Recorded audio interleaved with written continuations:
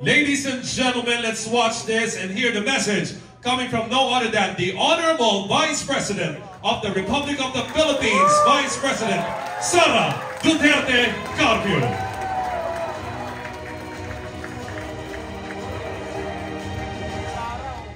Assalamualaikum warahmatullahi wabarakatuh. Madayaw ngayong adlaw kaninyong tanan. Magandang araw sa inyong lahat. My warmest greetings to the men and women behind Hakbang ng Maiso who are gathered today in the spirit of solidarity and love of country.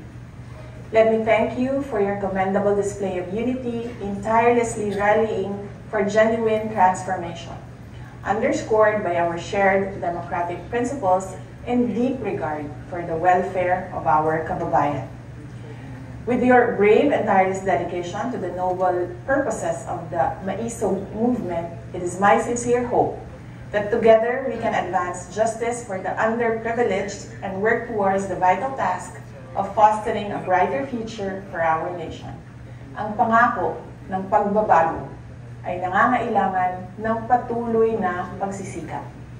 Sa harap ng mga hamon, doblehin natin ang ating dedikasyon sa paglilingkod sa mga komunidad na kulang sa serbisyo. Lubos ang aking pasasalamat sa inyong dedikasyon sa bayan at suporta sa mga advokasya ng tanggapan ng pangalawang Pangulo. Sama-sama tayong magsusulong ng mas matatag na sambayanan para sa makabuluhang pagbabago. Ang lahat ng ating ginagawa ay para sa Diyos, sa bayan at sa bawat pamilyang Pilipino. Shukran. Shukran. Maraming salamat po, Madam Vice President Sara Duterte Carpio. Isang masigapong palakpakan naman po.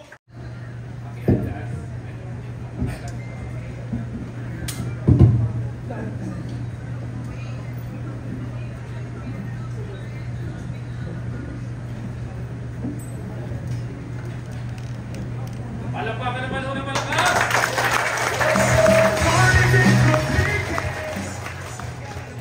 Maraming salamat at magandang gabi muli sa inyong lahat. Isang malaking karangalan na nagkaharap-harap muli tayo at napapansin ko palaki ang ating grupo. Just 4 months ago to be exact, October 8 of 2024, hindi ho ako ang dapat nakatayo sa harapan ninyo ngayong gabi. 4 months ago, hindi ko nakitaan ang aking sarili na ako'y muling iikot sa buong Pilipinas, mangangampanya, at higit sa lahat, hindi ko nakitaan na ang kinakampanya ko pala yung sarili ko na. I was invited January 28, 2024 to be part of the coming out of Hakbang ng Maiso sa Davao upon the invitation of President Duterte and of Cabinet Secretary Juni Basso. And so I went doon sa January 28, 2024 event natin sa Davao. Ang Hakbang ng Maiso is a social movement that's advocating for transparency, accountability, peace, and security. And just a brief background, noong January 28, 2024, ang mahigpit na tinututulan ng Hakbang ng Maiso ay yung huwad na People's Initiative at Peking Charter Change. Iyan ang mahigpit na tinututulan ng Hakbang ng Maiso. At nagtuloy-tuloy yung ating pagkilos at naging matagumpay naman sapagkat itinago nila pansamantala yung Peking People's Initiative at huwad na Charter Change. Tinago lang nila yan pero nakaambayan. At nagpatuloy nga yung Hakbang ng Maiso, nandyan na hinaharang tayo sa lahat ng ating pagkilos. Ito'y payapa at malayang pagpapahayag ng ating pagtutol sa maraming baluktot na polisiya at pamumuno ng kasalukuyang administrasyon. Naharang tayo, hindi tayo binibigyan ng permit. Yung mga mayor na binigyan ng permit, suspendido. Yung mga mayor na nagbigay ng permit, dinismiss sa serbisyo. Ganyan kalala ang supresyon na ating pinagdadaanan magpahanggang sa ngayon. At nung papalapit na ang deadline ng filing ng candidacy, nag-usap-usap patuloy ang hakbang ng maisog.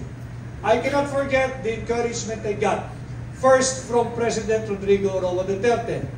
He asked me, anong plano mo, Vic? Sabi ko, wala Mr. President. Tuloy-tuloy lang tayo sa hakbang ng maisog. Sasamahan ko kayo sa pag-iikot at ang ating advokasya for transparency, accountability, peace, and security. Sabi ni Pangulong Duterte, dapat kang kumandidato bilang senador. Mr. President, hindi po para sa akin yan. Tutulong ako, mangangampanya ako, pero hindi po para sa akin yan. Sabi, hindi, pag-isipan mo. Sige, ako, mahaba pa naman. Nagpatuloy yung aming ugnayan at yung ating hakbang na maiso, hanggang sa hindi na talaga maiwasan na pag-usapan ng politika sapagkat papalapit na yung deadline ng filing ng candidacy. Subalit ako rin mismo sa sarili ko ay hindi ako kumbinsido na ako ang dapat na naririto. I was all for President Duterte had he run for or decided to run for senator. Sinabi ko yan kahit kay Manong June, bigyan nila ako ng kahit kapirasong espasyo, pag-isipin niyo ako, pagtrabahuin niyo ako, sasamahan ko si Pangulong Duterte mangampanya 24/7. Subalit may mga ibang plano na nagaganap sa ating buhay hanggang sa dumating yung October 5. Nagpulong-pulong yung core group ng Hakbang na Maisog. Nandyan pa rin siyempre si Ma'am Chuchi na kasama doon sa pagpupulong at nag-usap-usap. Papunta sa akin yung direksyon, papunta sa akin yung hamon na pamunuan ang tunay at maisog na oposisyon. Hindi ko makakalimutan yung aking sinabi. Why should I even consider running for senator? Am I even known enough nationwide for me to consider running for senator? Yun ang aking tanong sa kanila. Hindi ko sinabi, ako ba'y kilala na? Enough for me to win, no? Ang sabi ko sa kanila, ako ba'y sapat ng kilala sa buong bansa para i-consider ako na kumandidatong senador? Subalit yun nga, nung gabing yun nabuo ang consensus at lahat ay nagsabi na tutulong sila all the way at ating tinanggap ang hamon na pamunuan ang tunay at maisog oposisyon. Fast forward to today, napakarami ng issue.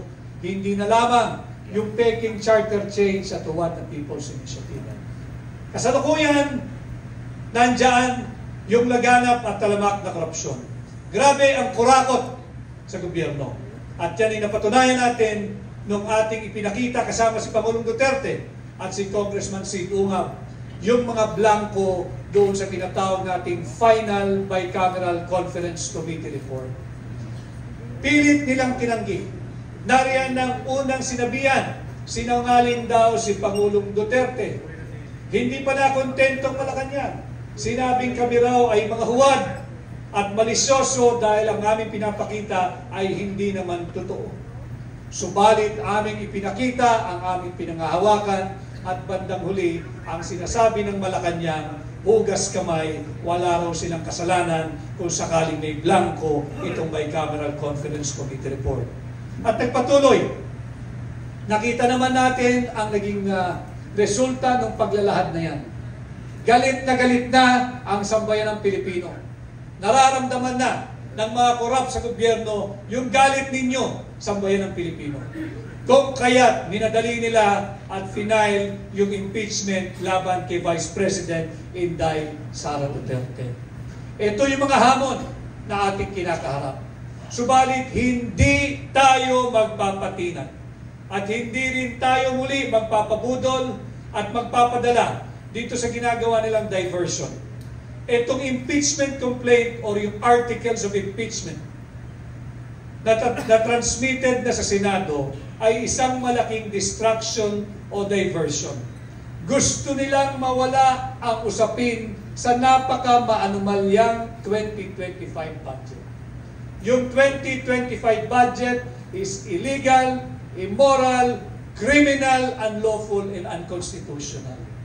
Subalit makikita natin, Hindi lamang yung 6.325 trillion 2025 budget ang kanilang ninanakaw. Pati ang posisyon ng pangalawang Pangulo ay tahasan na nilang pinagtatakaang nakawin.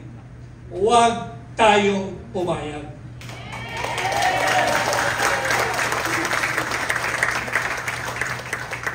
Ilang elitistang mangbabatas, lagay nyo ng 300 elitistang mangbabatas laban sa 32 milyong Pilipino, kasama ako, kasama kayo. Yan ang ninanakaw nila sa atin.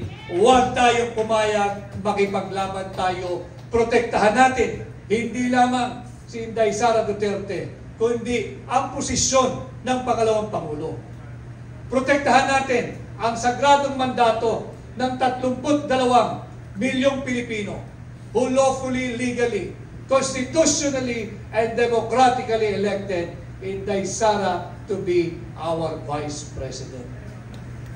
At ngayon gabi, isang gabi ng fellowship and thanksgiving, maraming salamat. Alam mo ninyo, when I decided to accept the challenge na pamunuan ng tunay at may isog na oposisyon, lininaw ko sa ating mga kasama sa akbang ng may isog, wala tayong partido, wala tayong pananalapi, at wala tayong sapat na materyales. That was October 5. Mikot po tayo, hanggang sa ngayon, mikot tayo sa iba't ibang panig ng Pilipinas. And I would like to say thank you to all of you. Hindi ko maramdaman na kulang ako ng materyales. Hindi ko maramdaman na kulang ako ng pondo sa kampanyang ito dahil sa inyo.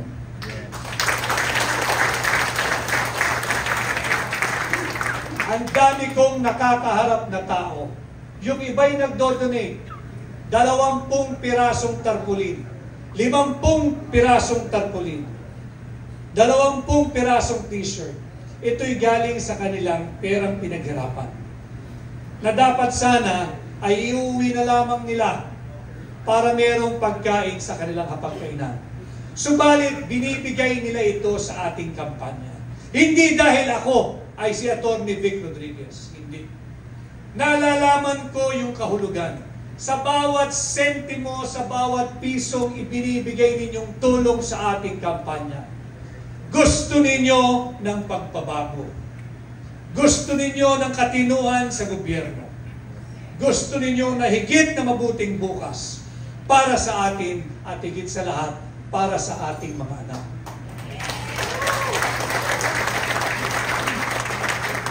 Hindi ko nararamdaman na wala tayong partido. Kahit saan ako magpunta, napakaraming taong sumasalubong, isa ang sinisigaw. Ipaglaban mo po kami, patuloy sana kayong maging boses namin, tuloy-tuloy po ang pagbabago, bantayan ninyo ang ating budget, huwag kayong pumayag na nakawin ang ating pera, at huwag kayong pumayag na apihin ang ating pangalawang Pangulo. Subalit hindi ko po kayang mag-isa ito. Kinakailangan ko po kayo. Kinakailangan ko ang tulong ninyo. Kinakailangan ko ang suporta ninyo. And I know tonight, I do not have to even ask for it. You have given me your support even before this night came about. Nararamdaman ko yung inyong tulong, yung inyong tiwala, yung inyong suporta. At ito rin po ang aking inspirasyon. Sinabi ko ho sa aking core group, salamat kay Manong Jun Evasco, tinanggap na maging campaign manager. Salamat sa aking mga kasama. Alam ho nila, kahit si Yusek Pen Libres, nakakaramdam din po ako ng pagod katulad ninyo. Subalit sinabi ko sa kanila, wala akong karapatang magsalitang pagod ako, hindi ako lalabas, hindi tayo iikot. Sapagkat nakikita ko sa lahat ng panig ng Pilipinas, napakaraming volunteers na kumikilos para sa ating kampanya. At hindi ko po kayo bibiguin.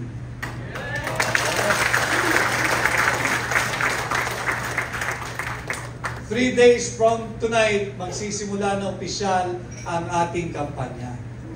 Malayo na po at malaki na rin ang ating na-cover na lugar. Marami na rin po tayo nagawa at marami na rin po ang ating mga nakasama at higit na lumalaki ang ating samahan. Subalit, wala pa po tayong naipapanalo. Ang naipapanalo natin ay yung puso at damdamin ng mga Pilipino ay naniniwala na panahon na maglagay kayo ng bago sa Senado.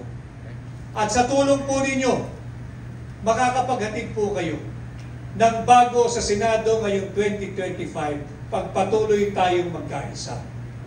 At again, tonight is not the night to be making political speech in front of you. It's more of me saying thank you to each and every one.